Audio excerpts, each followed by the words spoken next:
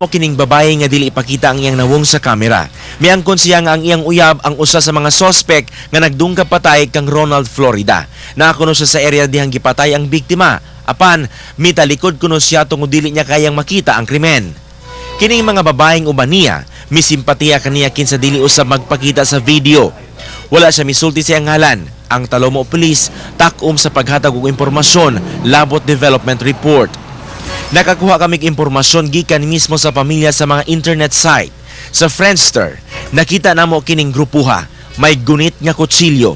Sa comments ni ini, may nag-ingon, nga naa ako sa Seawall ani, paggilab na ako, gubot na.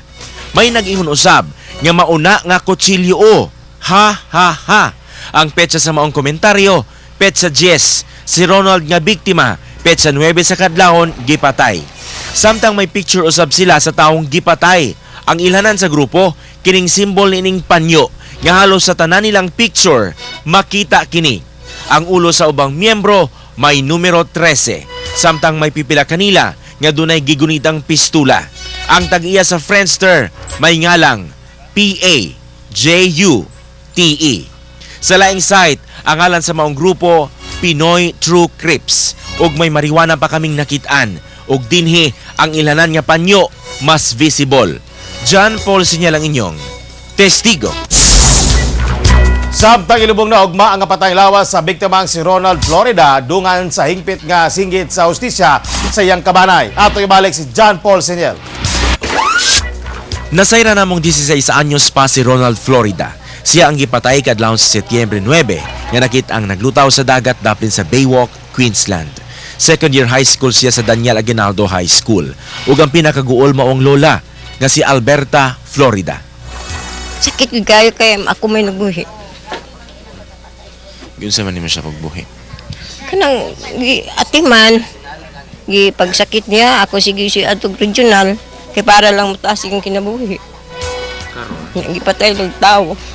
Ang mga silingan wala mapugi nga maluha tungod alang nila ang maong Ronald dili badlungon sa ilang dapit. Walay kaaway. Saksi kuno sila sa tiunay nga pag-atiman sa apuhan ngadto sa apo. Manurik suman. Mamay pag nabuhi sa iyang apuhan. Siyempre kay bata pa ko na dili silingan na gyud me. Sige lang nang kay yampo na to nga makitanday niyang lawas na gani. Ano jud kay ba?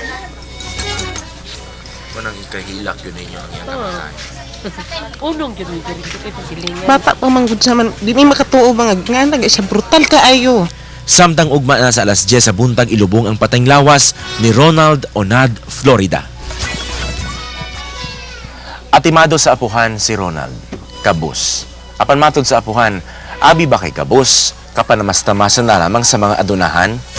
Hintungura, hagit nila sa kapulisan, proteksyon ang mga kabus. Samtang dangoy-ngoy nila, kamong mga nagpatay, tulisukon kamo sa inyong mga konsensya. John Paul Sinyel ang inyong testigo.